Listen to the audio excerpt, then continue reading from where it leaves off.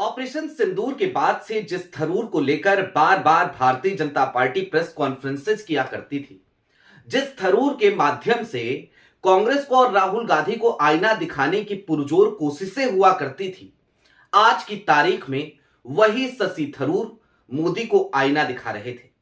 या फिर कि इसे इस तरीके से कह लीजिए कि आज की तारीख में शशि थरूर ने प्रधानमंत्री नरेंद्र मोदी को गच्चा दे दिया, राहुल गांधी के साथ जाकर खड़े हो गए, क्लैरिटी मांगने लगे।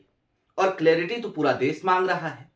जाहिर सी बात है, पहले एप्स्टीन फाइल पे घिरे और उसके बाद आनंद फानन में कर ली यूएस ट्रेड डील आधी रात में, और उसके बाद से क्लैरिफिकेशन जब मांगा जा रहा है तो मोदी जी मुंह पर उंगली रखे बैठे हैं। सारी बातें जरा विस्तार से समझेंगे और यह भी समझेंगे कि आज एक बार फिर कैसे समूचे विपक्ष ने यह बता दिया कि उनका नेता कोई और नहीं बल्कि राहुल गांधी है। नमस्कार, मैं स्वप्निल और आप मुद्दा देख रहे हैं। दोस्तों, आगे बढ़े उससे पहले वही छोटी सी अपील। मुद्दा इन दिनों एक गंभीर आर्थिक संकट से जूझ रहा है। एक तरफ हमारे मेन बैंक अकाउंट्स फ्रीज चल रहे हैं, तो दूसरी तरफ हमारे 28 साल पुराने चैनल को हमसे लंबे समय तक छीन कर रखा गया था। ऐसे में डे टू डे ऑपरेशंस में मुद्दा को काफी मुश्किलों का सामना करना पड़ता है। लिहाजा आपसे गुजारिश है, यदि आप चाहें तो स्क्रीन पर दिख रहे क्यूआर कोड या फिर के नीचे दिख रहे यूपीआई नंबर के जरिए मुद्दा की छोटी छोटी मदद जरूर कीजिएगा। अब आगे बढ़ते हैं और सबसे पहले यह समझने की कोशिश करते हैं कि आज की तारीख में ये जो यूएस ट्रेड डील हुई, जिसको लेकर आपने तमाम जगहों पे तमाम तरीके के विश्लेषण देखे होंगे, उनमें सबसे ज्यादा पते की बात क्या है? ट्रंप ने ऐलान किया। ठीक उसी तरीके से जैसे ट्रंप ऐलान करके बताते हैं कि सीज फायर होगा तो सीज फायर होता है। ट्रंप ही ऐलान करके बताते हैं कि भाई रसिया से, रूस से भारत तेल नहीं खरीदेगा, और बजट में ऐसा कुछ दिखाई भी देता है। ट्रंप ही ऐलान करते हैं कि ईरान में चाबहार पोर्ट पर भारत अब कोई निवेश नहीं करेगा और चाबहार पोर्ट पर अब कोई काम नहीं करेगा। वो भी हमारे बजट में दिखाई देता है। ऐसा लगता है जैसे इस देश के प्रधानमंत्री नरेंद्र मोदी बस प्रधानमंत्री शब्द के रह गए हों। सारे फैसले तो ट्रंप बता रहे हैं और प्रधानमंत्री कर रहे हैं। अब दोस्तों, शशि थरूर का जिक्र करना लेकिन ज्यादा जरूरी है, क्योंकि शशि थरूर को एक मेडल की तरह बीते कुछ दिनों से दिखा रहे थे ये लोग। तो आज शशि थरूर ने क्या कहा यूएस ट्रेड डील पर, वो जरा आप पहले सुन लीजिए, फिर उसके बाद कुछ और चीजें आपको दिखाएंगे, समझाएंगे और कुछ और बातों का विश्लेषण करेंगे। मसलन आज डंके की चोट पे क्यों कहा जा सकता है कि राहुल गांधी विपक्ष के नेता हैं, और समूचा विपक्ष कैसे इस बात को कल से लेकर अब तक बार बार मानता हुआ नजर आ रहा है, ये भी समझेंगे। लेकिन सबसे पहले जरा थरूर को सुनिए। We feel very strongly that there is a need for clarity because all we have is President Trump's tweet and some press statements. We have not seen any of the details of the tweet. President Trump talks about India purchasing $500 billion. Why our entire import bill every year is about $700 billion. How can we spend $500 billion on the US? The question is, where does all this come from? What is it going to be spent on? He mentions that we will purchase American agricultural goods. Apparently, the American Secretary of Agriculture is saying that India's open market is going to be open to American farmers. We need to understand the terms of all of this because obviously there are very significant political implications for India's farmers if this is going to happen.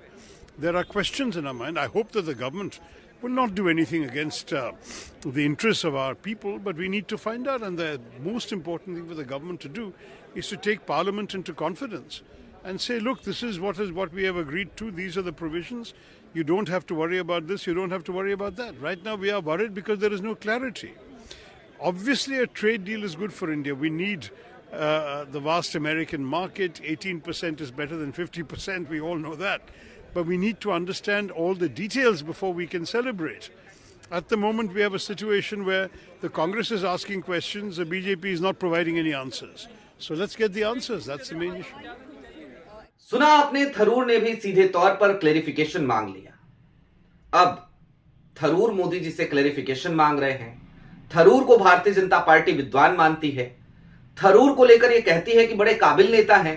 Tharoor को अपने पाले में दिखाने की खूब कोशिश की गई, तो अब थरूर क्लेरिफिकेशन मांग रहे हैं भारतीय जनता पार्टी के लोगों को। और मैं तो कहूंगा खुद प्रधानमंत्री नरेंद्र मोदी को चाहिए कि वो आकर के क्लेरिफिकेशन दे।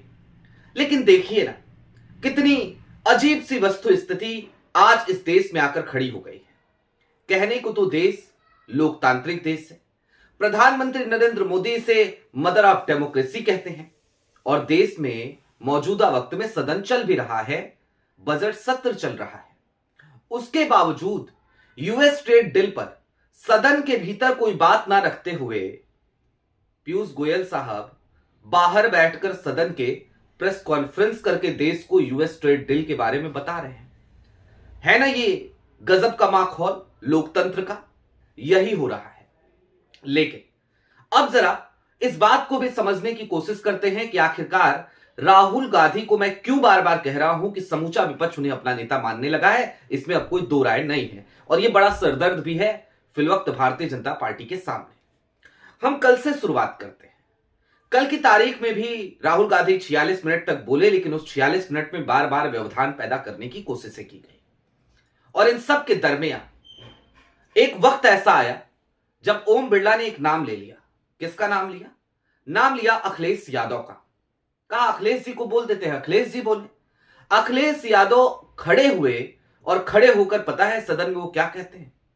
वो सीधे तौर पे कहते हैं कि नहीं, वो नेता प्रतिपक्ष हैं, लीडर ऑफ अपोजिशन है, जरूरी बात कर रहे हैं, चीन की बात कर रहे हैं, राष्ट्रीय सुरक्षा की बात कर रहे हैं, उनकी बात को सुनिए, मैं नहीं बोलूंगा। इसके बाद जब दूसरी बार सदन शुरू हुआ कल स्थगन के बाद, जगदंबिका पाल साहब वो भी यही कहते हुए नजर आए कि आपको नहीं बोलना है तो अखिलेश जी को कह देते हैं। उस समय भी यही वस्तु स्थिति। और आज की तारीख में जब राहुल गांधी बोलने के लिए खड़े हुए, राहुल गांधी को जब नहीं बोलने दिया गया, विपक्ष के सांसदों का नाम लिया जाने लगा, तो सीधे तौर पर विपक्ष के तमाम सांसद जिनका नाम लिया जा रहा था, उन्होंने कहा हम नहीं बोलेंगे। और ऐसा नहीं है कांग्रेस के सांसद थे, ये सांसद अलग अलग दलों के सांसद थे, ये सब वेल में आ गए। कांग्रेस के साथ एक माकपा के ऐसे 8 सांसदों को निलंबित भी किया जा चुका है पूरे बजट सत्र के लिए। यह सब कुछ आज सदन के भीतर होता रहा, लेकिन इसने एक बात तो जरूर बता दी कि राहुल गांधी आज की तारीख में विपक्ष के सर्वमान्य नेता हैं, वो सिर्फ कांग्रेस के एक बड़े नेता नहीं है। अब दोस्तों, बीते दिनों मैंने आपसे एक सर्वे का जिक्र किया था, मूड ऑफ द नेशन सर्वे का, और उस सर्वे के मद्देनजर मैंने आपको बताया था कि इस देश की 29% जनता ऐसी है जो ये मानती है कि इस देश में अगर नेता प्रतिपक्ष का कोई बड़ा चेहरा है, माफ कीजिएगा, विपक्षी गठबंधन का कोई बड़ा चेहरा है, तो वो चेहरा सिर्फ और सिर्फ राहुल गांधी है। विपक्षी गठबंधन का कोई नेतृत्व कर सकता है तो वो सिर्फ और सिर्फ राहुल गांधी कर सकते हैं। ये आंकड़ा मूड ऑफ द नेशन सर्वे का भी था। इसमें अरविंद केजरीवाल और अखिलेश यादव महज 6% पे थे। मेरा यह बताने का मतलब यह नहीं है कि उनके समर्थक इस बात से नाराज हो, लेकिन जो वस्तु स्थिति है उसको समझना बेहद जरूरी है।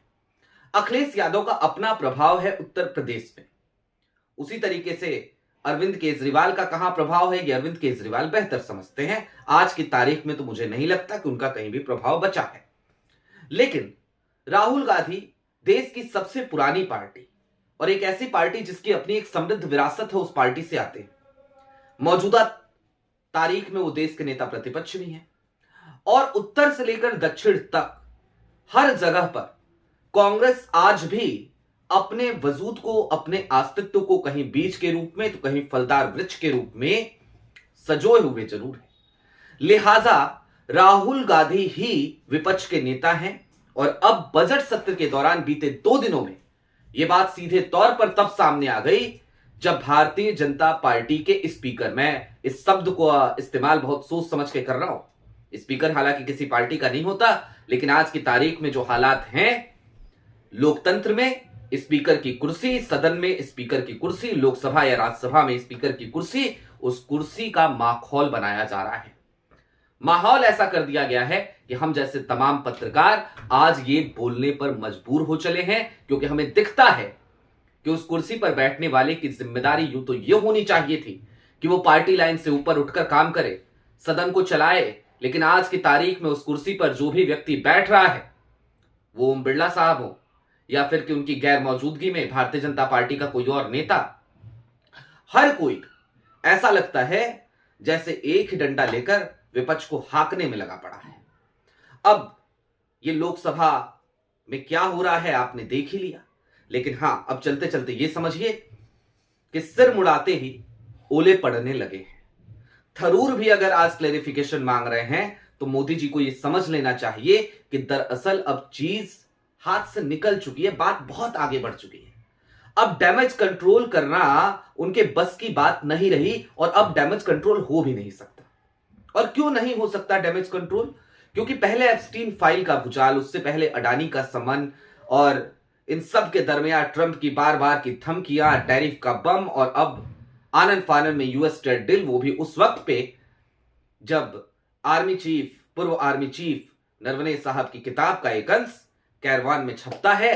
राहुल गांधी उसको सदन के भीतर कोट करना चाहते हैं, कोट नहीं करने दिया जाता। उसके बाद राहुल गांधी जो काम 46 मिनट में नहीं कर पाए थे वो बाहर आके 45 सेकंड में कर देते हैं।